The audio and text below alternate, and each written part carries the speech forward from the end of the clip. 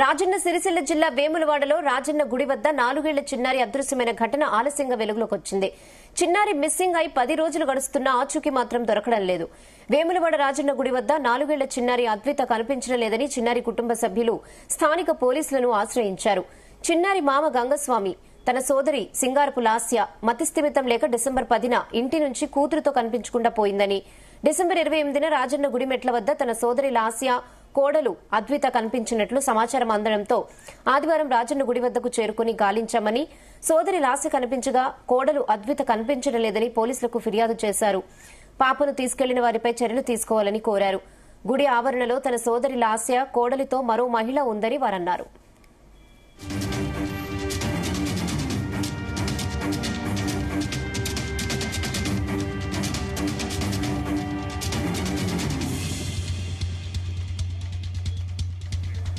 ఇదే విషయంపై మరిన్ని అప్డేట్స్ మా ప్రతినిధి గోపికృష్ణ అందిస్తారు. గోపికృష్ణ,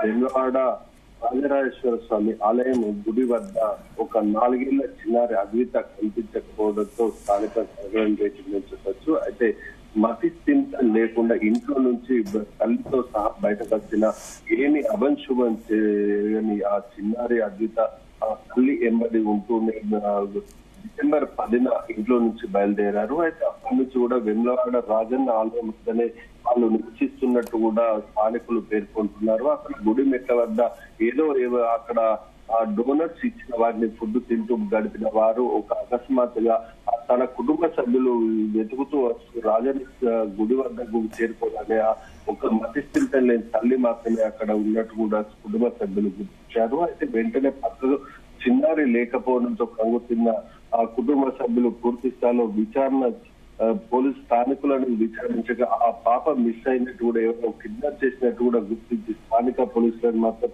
ఆశ్రయించినట్టు తెలుస్తుంది. అయితే పోలీసులు మాత్రం కేసు నమోదు చేసుకుని మాత్రం విచారణ చేపట్టారు. దాదాపు వేములవాడ రూరల్ మండలం బాలరాజుపల్లికి చెందిన ఈ లాస్య తన చిన్నారితో కలిసి ఇంట్లో నుంచి కూడా మతిస్థిమితం లేకపోవడంతో చిన్నారి అభంశుభం చిన్నారి తల్లి బాటనే వెళ్ళినట్టు కూడా స్థానికులు పేర్కొంటున్నారు. అయితే గత కొన్ని రోజులుగా కూడా ఆ మతిస్థిమితం లేని తల్లి వద్ద కూడా చిన్నారిని కనిపించి ఒక మహిళ మాత్రం ఉన్నట్టు కూడా స్థానికులు గుర్తించారు. దీనికి సంబంధించిన సీసీ కెమెరా కూడా పోలీసులు అయితే గుర్తించారు. విజువల్స్ లో మాత్రం ఆ చిన్నారి 4 అభంశుభం చిన్నారిని కూడా ఆ మహిళ కొట్టడం కూడా ఆ విజువల్స్ లో మన సీసీ కెమెరాలో రికార్డ్ అయింది. ఆ చిన్నారిని ఆ మహిళని కిడ్నాప్ చేసినట్టు కూడా కుటుంబ సభ్యులు ఆరోపణలు అయితే వినిపిస్తున్నారు. అయితే దాదాపు 2 రోజుల నుంచి కూడా పోలీసులు కూడా వెతుకుతున్నట్టు కూడా తెలుస్తున్న నేపథ్యంలో ఇప్పటికి కూడా చిన్నారి ఆచూకీ కూడా లభ్యం కాలేదని కూడా మనకు సమాచారం అందిస్తుంది. పూర్తి స్థాయిలో అధికారులు మాత్రం విచారణ చేపట్టి మాత్రం చిన్నారిని రక్షించాలని కూడా చిన్నారి కుటుంబ సభ్యులు వేడుకుంటున్న పరిస్థితి మనకు కనిపిస్తుంది. దాదాపు రోజు ఒక ఇన్సిడెంట్ చొప్పున జరుగుతున్న ఈ రాజన్న ఆలయం వద్ద మాత్రం ఎలాంటి బందోబస్తు కూడా లేదు అంటూ కూడా స్థానికులు ఆరోపిస్తున్న పరిస్థితి కనిపిస్తుంది. అక్కడ ఎక్కడెక్కడి నుంచో వస్తున్న భక్తులు కావచ్చు, ఇటు ఈ భిక్షాటన చేసేవారు కావచ్చు, చాలా మంది కూడా అక్కడ నివసిస్తున్నట్టు కూడా స్థానికులు పేర్కొంటున్నారు. అయితే ఇందులో ఓ మహిళ మాత్రం భిక్ష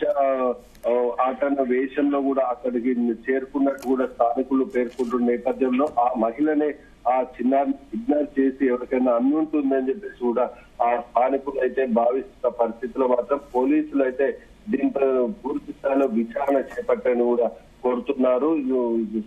రేహనా.